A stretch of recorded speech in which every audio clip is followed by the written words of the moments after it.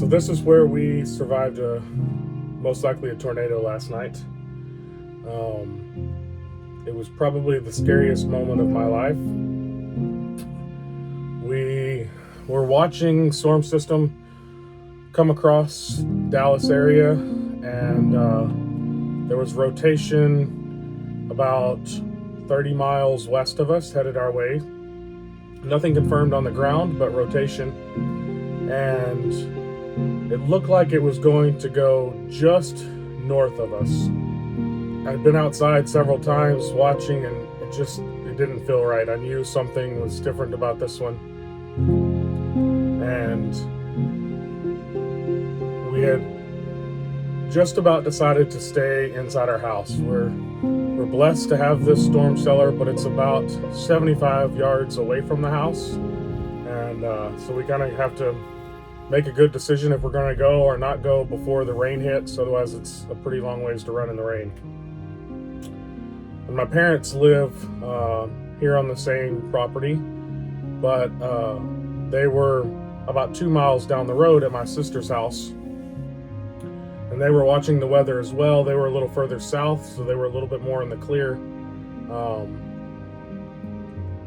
But my mom called and said they were headed to their storm cellar, that it had changed directions, and we needed to take cover. And this was about 9 o'clock at night, 9:30 at night, and the kids were already in bed asleep, and so we started running and grabbing the kids and trying to get shoes on. And about that same moment of my mom calling, it hit us. And it was the most severe winds I've ever seen. I would liken it to some of the videos I've seen of like hurricanes, where it's just blowing rain, wind. You can't see more than a few feet in front of you. Just terrible. And in hindsight, we should have probably made the decision to stay in the house and to hunker down in the house. But I don't know, in my head, we just needed to get to the storm cellar. And so we had the kids, and we grabbed our dog and put her on the leash and ran out the door. And I was fighting the dog the whole way. She did not want to go outside.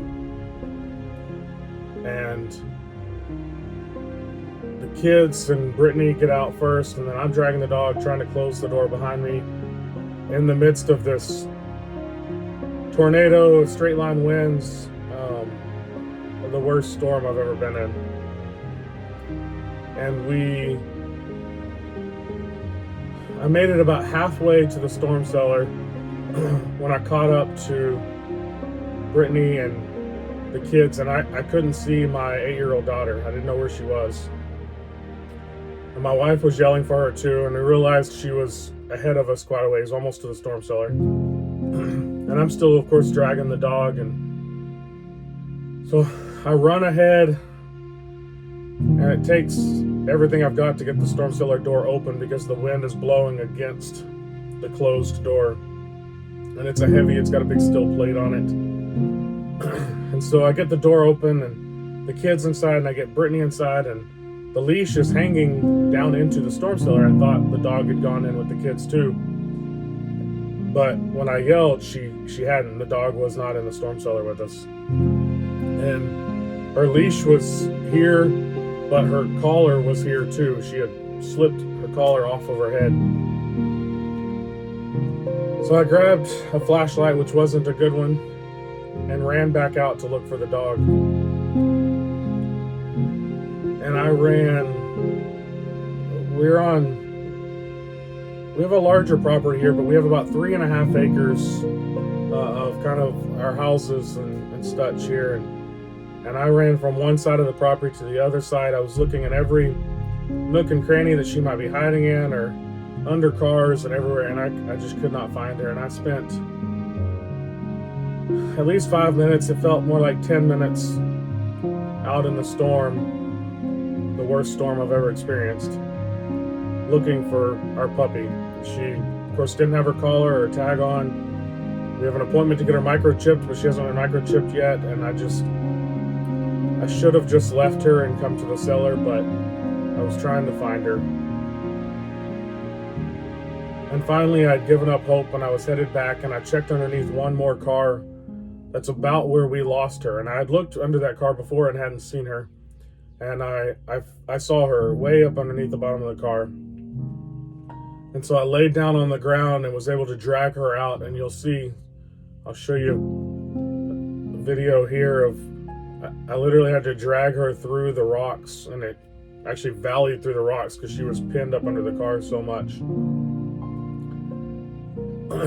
And I picked her up and carried her and managed to get the door open one-handed and get down in here, and it was just so emotional having survived it. I mean, literally survived it. And we stayed down here probably another half hour until the storm passed. It picked up more severe. I think we were probably dealing with a mix of straight line winds and tornado, although I don't know that the tornado was on the ground here. We have, of course, debris everywhere and broken limbs, and our barn, we have an old barn that's about 100 years old, and the roof was, most of the roof is ripped off of that barn. The town that we're near, the little small town, has a lot of damage. It's confirmed tornado. And this morning we're waking up and surveying the damage and seeing what's destroyed and what's not. We're blessed that our houses all survived.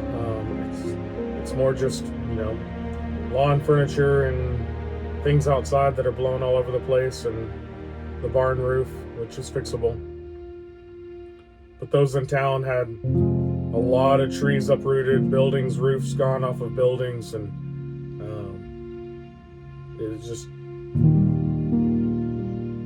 was so scary. We're blessed this morning to be able to wake up and have our family and our lives, and that even others in the path of the storm in town, I don't know of any injuries yet. I think everyone was safe. It was a very small tornado, but hug each other a little tighter today, because it could have been much, much worse for us.